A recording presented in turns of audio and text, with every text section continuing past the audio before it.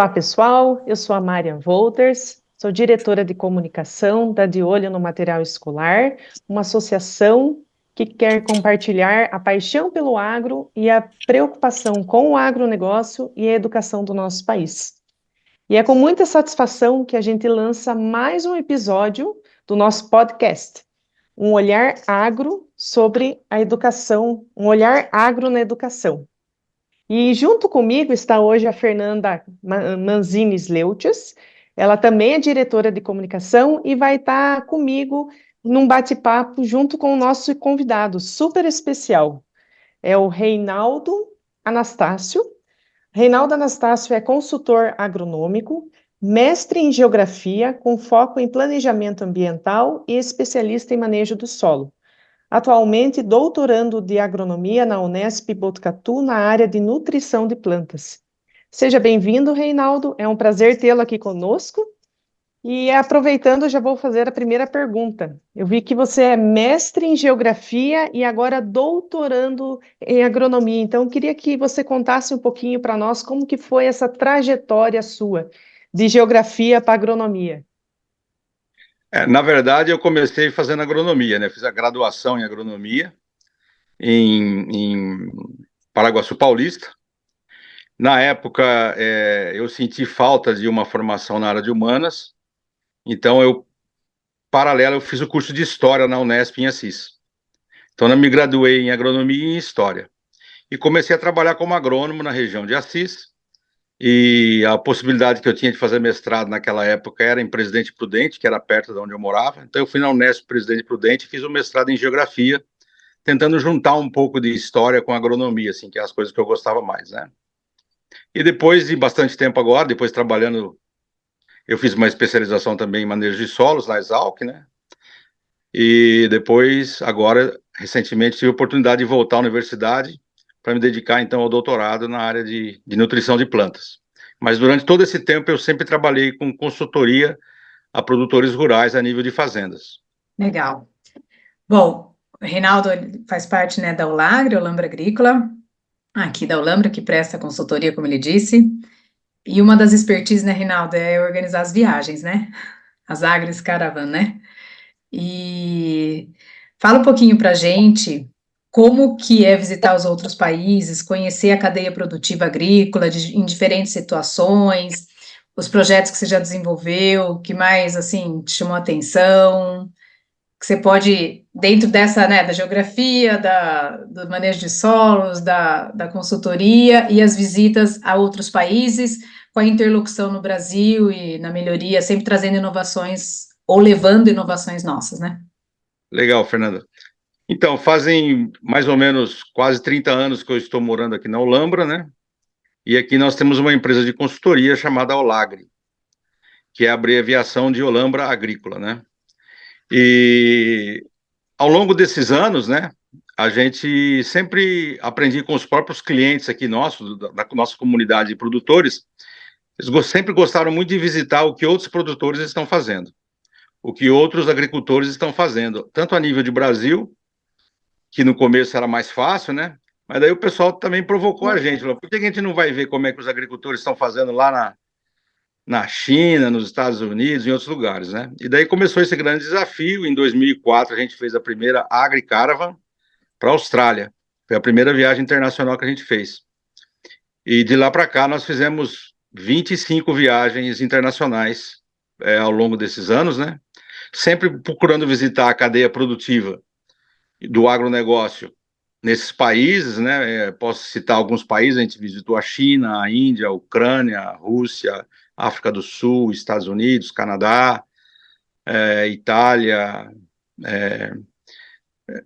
Argentina, Paraguai, enfim, não vou lembrar tudo agora de cabeça, mas foram várias viagens, e a gente sempre visitou, então, produtores, instituições de pesquisa, universidades, empresas, né, sempre para entender como que funciona a cadeia produtiva em cada um desses países, né, e para isso, e fazendo sempre uma analogia com a nossa realidade, né, quais são as diferenças, o que a gente pode aprender, vendo como que as pessoas lidam com os problemas lá, né? Eu sempre costumo brincar com o pessoal, só muda o endereço, né? Porque os nossos problemas são muito parecidos, né? como os problemas com as variedades, com as pragas, com as doenças, com o manejo de solo, com o clima, com a política agrícola, enfim, tem toda uma luta muito parecida, né? Então, foi muito válido e a gente acredita que aprendemos muito durante essas viagens. Certo, Reinaldo. E como é que faz para organizar? São pessoas, os participantes dessas viagens são pessoas normalmente de Campos de Olambra ou são clientes? E o que eu queria saber também é como que você faz para organizar uma viagem dessa? Porque, assim, quando você tem a possibilidade de ir para o exterior, é difícil você encontrar lá um centro de pesquisa, propriedades rurais que abrem as suas portas para receber outras visitas e tudo mais. Então, eu queria saber já vou engatar duas perguntas aí. Na verdade, foi um aprendizado, né? Você imagina 20 anos atrás, quando a gente fez a primeira viagem, a gente não sabia fazer nada, né? Foi um aprendizado total. Hoje, depois de 20 anos, a gente pode falar mais ou menos alguma coisa, como é que a gente aprendeu muito ao longo desse período, porque nós não somos especializados em turismo, em nada disso, né? A gente aprendeu e, inclusive, contou com o apoio de pessoas desse setor, né? Mas hoje, basicamente, eu posso dizer o seguinte: é muito diferente você organizar uma viagem para a China ou para os Estados Unidos, por exemplo. Né? Catei dois exemplos bem extremos, né? Um bem difícil, um outro bem mais fácil, né?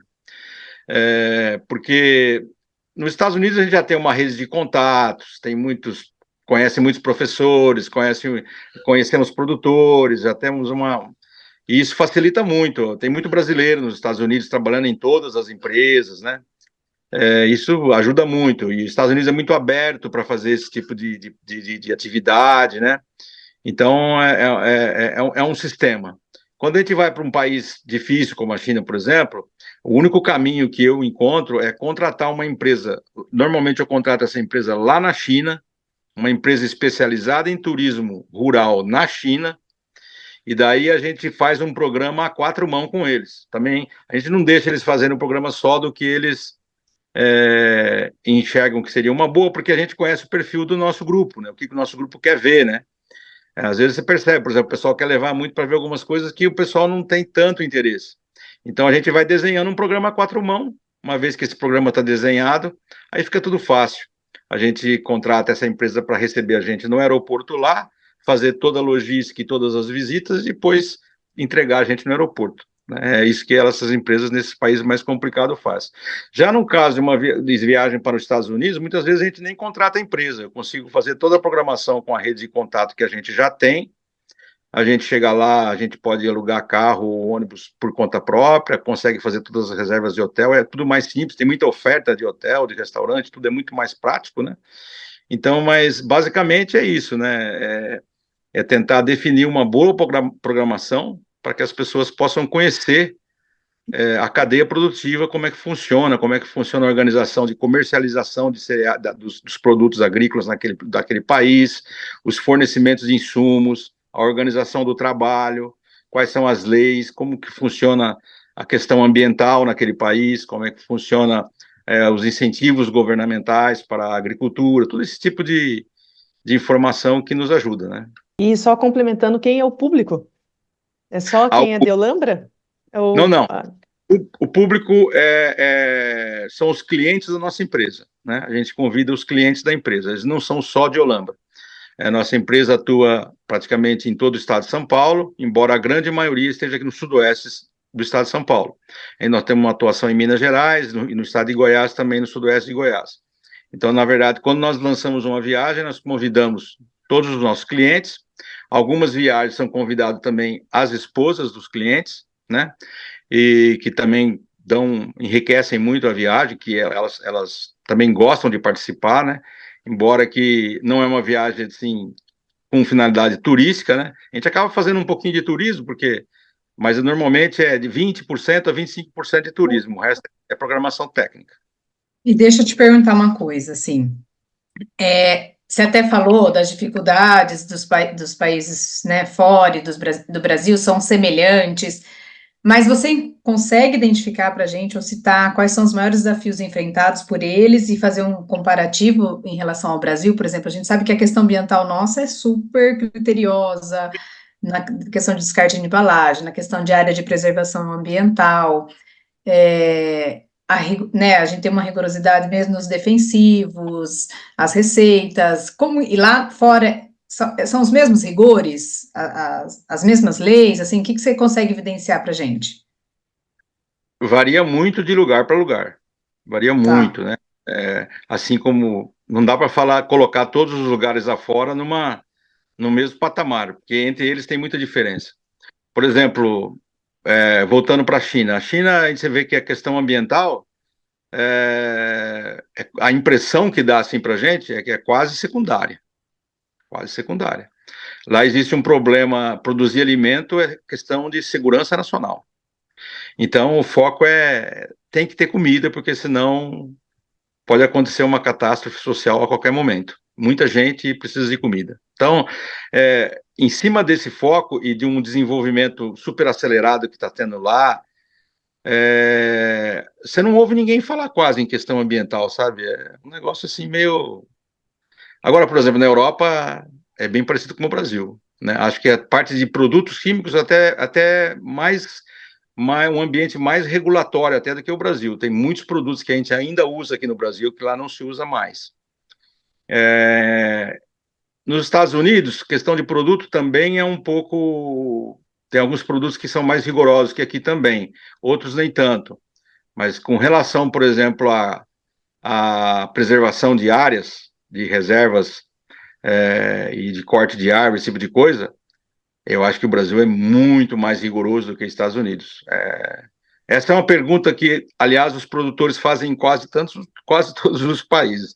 É uma pergunta tipo assim: se você quiser cortar aquela árvore ali, você pode cortar? Aí, as respostas normalmente falam: claro que eu posso. Não vou lá e corto, Uhum. não tem problema nenhum. Os brasileiros ficam tudo meio assim, né? Porque aqui não pode, né? Se você cortar uma árvore, você vai ter um super problema, né? Vira bandido, tem processo, vai para cadeia, sei lá, toda aquela história que a gente já conhece. Lá, assim, desde que você faça isso, plante outra em tal lugar, ou se não, sabe, é tudo muito mais flexível do que aqui. Essa é a impressão que eu tenho, assim, né? Uhum. Então, questão, por exemplo, de trabalhista, também é outra coisa que o pessoal pergunta sempre. Tem muita, como que é a relação do trabalho com os funcionários, né? Flexibilidade com relação a horas de trabalho, tudo esse tipo de coisa. Como que é o processo de sucessão familiar. Que a gente vê, por exemplo, as diferenças são tão grandes. Por exemplo, nos Estados Unidos, a média de idade do agricultor americano é acima de quase 70 anos, né? Então é uma coisa assim, porque o jovem americano, filho do fazendeiro, ele, na maioria, não quer ficar na fazenda. Ele vai para a cidade e não quer voltar. Ele arruma um trabalho lá e se engaja numa vida boa, numa cidade grande e ele não quer, porque trabalhar como agricultor nos Estados Unidos significa ter que fazer o trabalho. Uhum. Normalmente são operadores de máquina, eles fazem o trabalho pesado também, o agricultor. Então não dá para se imaginar que não é um trabalho muito confortável, né? É um trabalho E pesado. você teria, assim, algum episódio, alguma situação que te marcou muito em todas essas viagens, que você fala, gente, isso ficou para minha memória e eu não esqueço, você sempre recorda Até, alguma visita? né? Por exemplo, eu lembro uma vez que nós chegamos nos Estados Unidos e um produtor que ia receber a gente, ele estava trabalhando na máquina. E nós estávamos meio perdidos, chegando, ele estava na beira da estrada, ele viu a gente e falou, ele quis orientar a gente onde a gente deveria ir, né? Vocês devem ir, o pessoal está esperando você lá, meu outro irmão está esperando você lá. Aí nós, tudo bem, mas eu percebi que ele ficou todo sem graça, né? Ele falou assim: você sabe como é que funciona aqui, né? Eu não posso parar. Ele estava super constrangido, porque mesmo a gente chegando na casa dele, ele falou: eu não posso parar o que eu estou fazendo. Vocês estão do ramo, vocês entendem. Eu tenho que continuar aqui, eu vou encontrar com vocês só de noite. Vão lá que tem alguém, meu irmão vai conversar com vocês. Foco, Quer dizer, né? Foco. e outra, eles têm que fazer o serviço, é eles que fazem e não tem outra pessoa para fazer. E se ele não fizer hoje, as janelas são muito apertadas por causa do inverno, né? Então, se ele não fizer aquilo, logo chega o inverno e já não dá para fazer mais. É totalmente diferente daqui, né? Esse é um exemplo, por exemplo. Legal. Reinaldo, e já teve contrapartida, por exemplo, a gente está falando de ir ao exterior, né, de aprender, de ver novas técnicas, de conhecer outras metodologias. Já teve o intercâmbio ao contrário? Sim, sim, várias vezes, várias vezes. Nós já recebemos grupo aqui na Alhambra da Inglaterra, já recebemos grupo da Ucrânia. Recentemente eu ajudei um pessoal que veio dos Estados Unidos para andar aqui no estado de São Paulo. Semana que vem um grupo de estudantes da Universidade de Oklahoma aqui para Alhambra também para conhecer como é que é o trabalho aqui. Tem bastante intercâmbio, sim. O pessoal gosta de vir aqui também e entender. Tem muita curiosidade sobre o Brasil, né? Porque o Brasil, no que diz respeito à agricultura, vamos dizer assim, é quase que a bola da vez, né? Porque é o único país que tem muita área para crescer a agricultura ainda. E é um país assim que tem uma capacidade de resposta que deixa esse pessoal muito impressionado. Por exemplo, o que aconteceu nos últimos 3 anos, quando o mercado de soja aumentou o preço no mercado, né, logo depois da pandemia, né, o Brasil simplesmente aumentou, em 3 anos, ele aumentou 10 milhões de hectares de plantio de soja. Isso na cabeça do pessoal lá fora é um negócio que, como vocês conseguem fazer isso? Como vocês acharam 10 milhões de hectares, máquina para isso? Como é que vocês conseguiram aumentar tudo isso em 3 anos? Porque lá está muito definido já o que é agricultura, o que não é, não tem como aumentar mais nada, né? E o Brasil tem essa capacidade, não só tem a terra, mas como tem pessoas que têm muita vontade e muita capacidade de fazer o serviço, né? Isso impressiona muito eles. Legal. Tá certo. E Ops, pode ir, Mari, Fernanda, pode pode ir. ir. Já engata no carbono, pode ir. É isso que eu ia perguntar. Eu vi que na sua empresa, o Lagri, vocês têm todo um suporte para o projeto de carbono. Eu queria que você comentasse um pouquinho a sua visão sobre crédito de carbono, como que isso está funcionando no Brasil e os benefícios. Então, sobre o crédito, nós participamos junto com algumas empresas, né, globais, de uma rede de experimentos para comprovar cientificamente que uma agricultura conservacionista, né, feita com base no plantio direto, ela fixa carbono, ela gera créditos de carbono, e isso está sendo medido através desses experimentos. A informação, na verdade, é bem simples, né? Vou colocar de uma maneira bem simples. Se você faz um tipo de agricultura, me referindo a agriculturas, grandes culturas, né, áreas de cereais, etc., onde você consegue, durante um ano agrícola, fazer um aporte, deixar naquela terra o equivalente a 10 a 12 toneladas de palha que sobrou após você realizar a colheita. Eu falo 10 a 12 porque, vamos dizer assim, da metade do estado de São Paulo para baixo, está meio comprovado que esse número é em torno de 10 toneladas. Do metade do estado de São Paulo para cima, indo para o Cerrado, esse número deve ser em torno de 12 toneladas. Se você consegue fazer um manejo que gera essa palhada, você, com o tempo, você está aumentando a matéria orgânica no seu solo. Se você está aumentando a matéria orgânica no seu solo, você está gerando créditos de carbono, né? E se a gente conseguir comprovar isso aí cientificamente, isso aí vai poder ser vendido, né? Porque o Brasil, além de ser um país que tem uma emissão de carbono relativamente aos outros países muito baixa, né? Só para a gente lembrar, né, que a soma da China, Estados Unidos e Índia corresponde a 50% do carbono que é emitido no mundo, né? 3 países, né? E o Brasil emite 20 vezes menos que a China, por exemplo, né? Então, além disso, o Brasil tem condição de gerar crédito de carbono. Como é gerado o crédito de carbono hoje no Brasil, mais ou menos 65 a 67% é através de florestas. E os outros 30% já são gerados na atividade agrícola. E isso poderá aumentar bastante se esses trabalhos vierem, então, a comprovar, medir exatamente, né, quanto que está fixando de carbono e também estimular um produtor a fazer uma agricultura mais conservacionista, se preocupar em ter esse aporte de palha todo ano na terra. Isso é um trabalho muito interessante e o Brasil vai poder vender esses créditos de carbono para esses países que precisam comprar, porque eles eles nunca vão conseguir zerar a conta dentro do próprio país. E, Reinaldo, a pergunta que não quer calar: já existe empresa recebendo crédito de carbono? Propriedade rural recebendo crédito de carbono? Eu acho que no ramo florestal isso aí está mais adiantado um pouco, porque a comprovação e o cálculo de quanto está sendo fixado de carbono já está mais consolidado.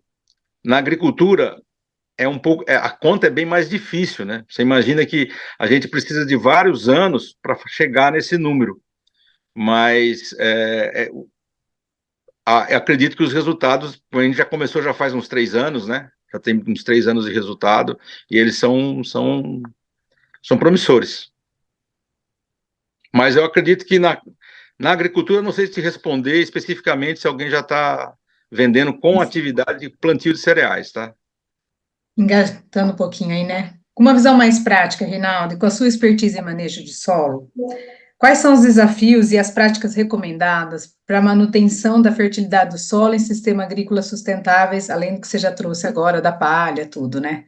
O que você pode acrescentar a isso? Olha, a palha é o coração do negócio. A palha a palha é o que vai fazer aumentar a matéria orgânica no solo. E a matéria orgânica no solo é quem faz um milagre no solo, né? Você pode ter a gente costuma dizer assim, a fertilidade do solo hoje ela é entendida pelo menos em 3 aspectos diferentes: uma fertilidade física, uma fertilidade química e uma fertilidade biológica. Só você tendo essas 3 coisas funcionando ao mesmo tempo é que você vai ter um solo realmente fértil. Não adianta você ter um solo com a química alta de fertilidade e uma biologia baixa. Não adianta você ter biologia e química alta com uma física baixa. Por exemplo, um solo extremamente compactado e pisoado. Isso não vai funcionar. As 3 coisas têm que caminhar junto, tá? E a palha, ela ajuda tudo. Ela ajuda a parte química, ela ajuda a parte física, ela é essencial para a parte biológica. Por quê? Porque a palha é a comida dos micro-organismos. Eles se alimentam da palhada, daqueles restos vegetais. E quanto mais palha e palha diferente você tem no sistema, mais diversidade da microbiota você tem. E isso é extremamente saudável para o solo. Porque se você tem uma grande diversidade, aquela parte que é patogênica para as plantas, ela fica suprimida. E, por outro lado, você tem micro-organismos que liberam nutrientes químicos, fazem parte da liberação dos nutrientes químicos. E, por outro lado, eles liberam substâncias que ajudam o solo a ter uma boa estrutura física. E aí, se ele tem uma boa estrutura física, ele retém água, porque então é tudo interligado, né? É tudo muito interligado, é tudo muito faz parte de uma coisa só, porque na verdade no solo na verdade ele não é separado, é a gente que separa para entender as coisas, né? Mas na verdade é tudo junto, né? E o que a gente pode fazer, o que o agricultor pode fazer? O plantio direto é a técnica revolucionária que salvou a agricultura nas regiões tropicais, né? Que começou a ter uma história já de 30, 40 anos, né? E que consiste em basicamente o quê? Não se prepara mais o solo, não passa o arado, não fica pulverizando aquela terra, né? Simplesmente planta em cima da palha que foi sobrando do cultivo anterior. E isso se mostrou uma técnica que melhorou a fertilidade, melhorou a conservação do solo, né? E que pode dar sustentabilidade. A única forma de você fazer agricultura nos trópicos de forma sustentável é deixando a palha no sistema. O grande segredo é esse daí. Deixa eu te perguntar, porque né, tem o Walter que é da área, mas eu não sou. O que que impede, o que que leva um produtor a não fazer palha, por exemplo? A gradear e pulverizar, enfim. E o que leva a gente a essa palha, você já explicou totalmente, mas o que leva não a fazer palha? Bom, são É vários hábito? fatores. Não, um pouco existia uma cultura, quando se implantou a agricultura no Brasil, trazida pelos europeus no início do século, existia a tradição de arar a terra e depois gradear a terra, porque isso é uma técnica que funciona muito bem nas regiões temperadas. Eles têm que fazer isso, principalmente porque o solo congela.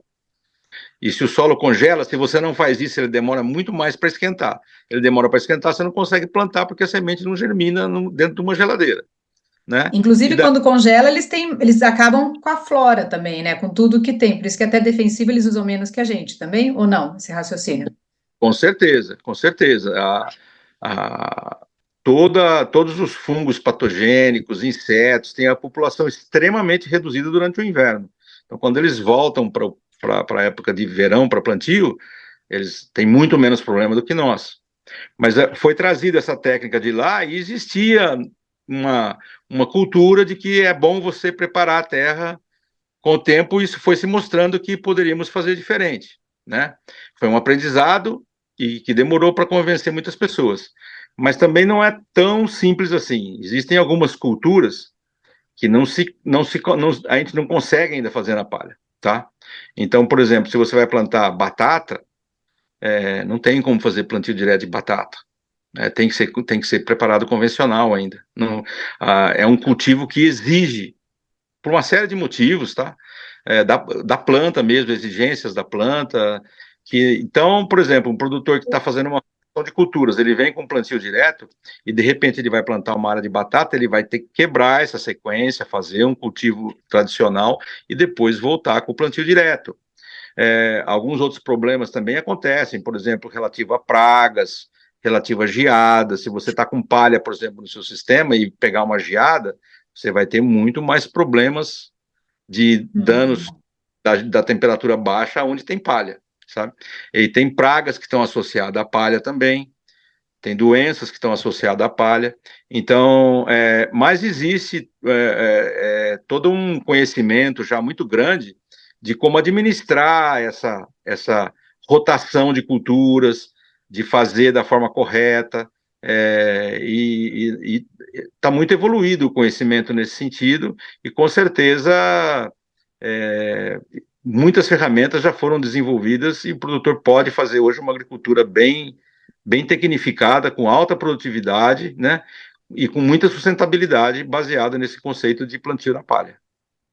Reinaldo, a minha pergunta é a seguinte: você falou de ciência, você falou de estudo, né? Você mesmo está doutorando novamente em agronomia, em solo e tudo mais. Como que você acha que nós do agro podemos nos portar perante a sociedade que é tão crítica em relação ao agronegócio, não só do Brasil como do mundo? A gente percebe que, inclusive, na Europa existe muita pressão da sociedade em cima da agricultura. Como que você acha que a gente consegue resolver esse grande desafio de comunicação? Quase como se existisse um conflito, né, entre a população urbana e a população rural, né? E isso não é um privilégio do Brasil, como você falou, né? Isso a gente percebe isso em todos os lugares que a gente vai, tá? Uma falta de compreensão por parte das pessoas da cidade da importância do trabalho que nós fazemos, né? Eu vejo assim, nós temos que fazer um trabalho, isso aí que você falou, a comunicação tem que melhorar, nós temos que investir nisso daí, nós temos que mostrar a importância do que nós fazemos. É, eu sempre penso assim, eu falo assim com as pessoas quando eu tenho oportunidade, principalmente pessoas da cidade que têm alguma abertura para entender. O milagre da vida se chama fotossíntese. A vida existe no planeta por causa da fotossíntese, né? Nós dependemos da fotossíntese 100%. O ser humano não faz fotossíntese, o animal não faz fotossíntese. Quem faz fotossíntese é planta. E quem sabe lidar com as plantas são os agricultores. Quem maneja toda essa fotossíntese são os produtores. E a gente faz isso para fornecer produtos para todo mundo que está na cidade, né? É o nosso trabalho, né? É um trabalho nobre e isso tem que ser entendido assim, né? Não basta comprar o que nós vendemos, tem que entender que o que nós fazemos é importante e digno, né? E quando você coloca na perspectiva, às vezes, de um produtor, muitas vezes você vê no meio de comunicação ou como nas escolas, como a importância desse trabalho que vocês fazem, né? De conscientizar, né, a importância e mostrar a verdade, como é o trabalho do agricultor, eu vejo, por exemplo, a maioria dos produtores, eles têm todo o interesse em conservar os recursos naturais. Eles dependem dos recursos naturais. Ninguém quer destruir a natureza.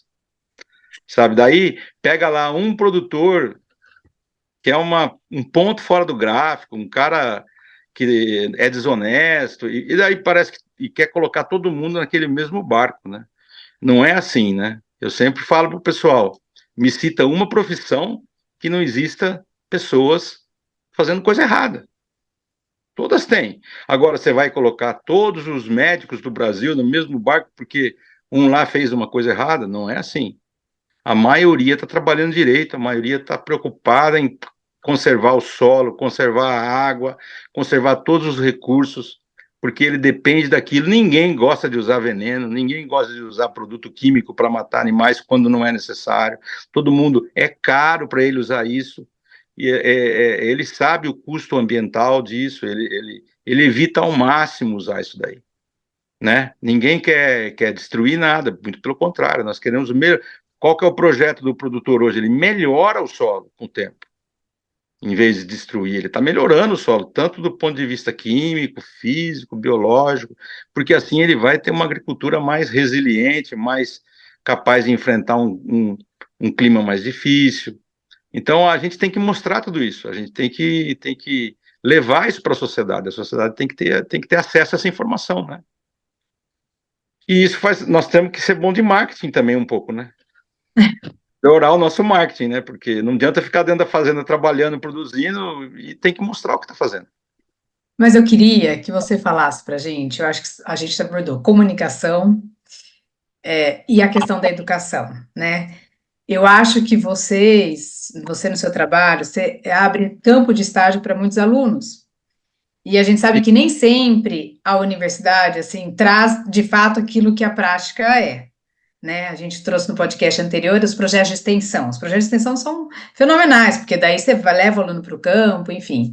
Então, conta pra gente, assim, o papel da OLAG, o seu papel na formação de profissionais, cidadãos, né, conscientes, engajados na preservação do meio ambiente, mais defensores, porque a gente havia até, não agricultores, mas engenheiros agrônomos na faculdade que são contra a própria agronomia, parece, né, muitas vezes. Então, eu acho que você trouxe tudo, fecha aí pra gente o seu papel na formação de profissionais que você abriga estudantes, abre a porta até do Brasil para outros países, então, como que você vê isso? Nossa empresa sempre recebeu estagiários, muitos programas de graduação dentro do Brasil tem aquele estágio obrigatório, né? Que o pessoal fica 6 meses a 8 meses numa empresa ou numa fazenda. Então, a gente tem convênio com todas as universidades próximas aqui do estado de São Paulo e também do Paraná, né? Que sempre vem estudante para cá e fica aqui, e eles conhecem o nosso trabalho, né? Eles são levados a campo para conhecer a rotina do nosso trabalho. Pela natureza da comunidade que a gente vive, que é uma comunidade de imigrantes holandeses, também tem essa procura por estudantes da Holanda. Já vieram vários estudantes da Holanda também fazer o intercâmbio aqui com a gente. E aí é bem isso aí que você falou mesmo, você vê que o estudante ele tem um embasamento teórico muito bom, né? Que é o que ele aprende na universidade, e acredito que todos nós já passamos por isso, né? A gente sabe como é que é, a gente sai da faculdade com aquela sensação que será que eu sei, será que eu dou conta, né? E daí você vai ver que realmente tem muita coisinha que você não aprendeu ali do dia a dia, né? Então é um momento mágico para eles também, né? De começar a ver no campo, avaliar todas as decisões que ele tem que tomar e sempre procurando dar essa consciência, né, da responsabilidade profissional, ética, né, social do serviço, né, da, da importância dele tomar sempre um posicionamento técnico totalmente imparcial de questões comerciais, né, porque se queira ou não queira, o profissional acaba sempre sendo muito assediado pelas empresas, né, para favorecer esse ou aquele outro produto, né? Então, a gente sempre procura dar um treinamento nesse sentido, sabe? De conhecer a atividade, como ajudar o produtor a melhorar o seu trabalho, o seu desempenho de maneira bem ética, imparcial com relação à parte comercial, que é essencial para qualquer consultoria, né? Que é o ramo que a gente atua, né? Que a gente tem uma área de experiência, assim. E é isso. E desde que eu vejo assim, eu encaro que o pessoal que vem, inclusive, trabalhar com a gente aqui, eu brinco com eles, falo, ó, agora você vai entrar é como se fosse entrar num programa de residência médica. Você vai ficar aqui 5 anos agora para fazer um segundo curso agora aqui dentro, para depois você poder começar a fazer o serviço, né? Porque tem que aprender muita coisa. Perfeito, Reinaldo. Eu queria deixar o espaço agora para você deixar uma mensagem final para os nossos ouvintes ou para os nossos espectadores. Eu fiquei muito feliz de ser convidado pela De Olho no Material Escolar, né, para participar desse podcast, né. Agradeço vocês, né, a Fernanda e a todos vocês. Digo a Fernanda porque foi ela que eu conheço aqui na Olambra, né, que fez essa ponte aí, né, e dizer que eu li sobre o trabalho de vocês, eu já tinha ouvido falar disso com outras pessoas que são clientes minhas sobre essa organização já há alguns anos atrás. Eu acho que vocês estão fazendo um trabalho muito importante, extremamente importante, né? A gente sabe que não tem nada sem educação, né? As coisas não vão mudar se a gente não investir na educação. Isso aí eu acredito piamente nessa ideia. E é um caminho muito importante poder mostrar para as crianças, desde cedo, a ter uma visão crítica, né? Não é ensinar a pensar igual a gente, não. A ter uma visão crítica sobre tudo na vida, né? E poder julgar aquilo que ela acha correto ou não, e não ser doutrinada com pensamentos previamente ideológicos, né? E já condenando o agricultor, a atividade agrícola, né? É toda essa coisa que, infelizmente, a gente percebe como é articulado esse outro lado da história, né? E eu acho que então a gente precisa articular, vocês são uma parte muito importante dessa articulação, porque vão atuar no começo da, da formação das pessoas, né? Na escola. Eu, eu fico realmente muito feliz de ver que tem pessoas fazendo isso, né? Eu acho que é uma coisa muito bacana.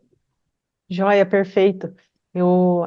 Para nós foi um prazer recebê-lo. Eu não o conhecia pessoalmente, foi assim um momento de muito aprendizado, né? Foi uma conversa leve, gostosa, com muita informação, né? E vem de encontro ao nosso tema, né? Que é um olhar agro na educação, né? Você trouxe muita informação boa. Você quer deixar aqui o seu site ou o seu contato? O espaço é para isso agora. Tá, nós temos o site da Olagre, né? Que pode ser o www.olagre, né? E o meu contato também está à disposição, tá? Eu posso passar o meu e-mail, né? Que é reinaldoanastácio@gmail.com. Estamos aqui na Olambra abertos para visitação. Quem quiser conhecer um pouco de agricultura, nós estamos aqui à disposição para quem queira nos visitar, tá? Basta agendar aí com a gente, é um prazer para a gente estar mostrando uma agricultura feita com seriedade e sustentabilidade. Perfeito.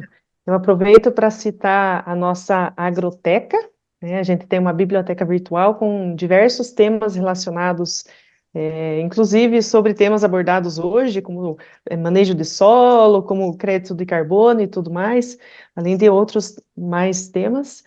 Acompanhe-nos nas nossas redes sociais, nós temos o Instagram, o Facebook, YouTube, TikTok, LinkedIn, né? E até a próxima, pessoal.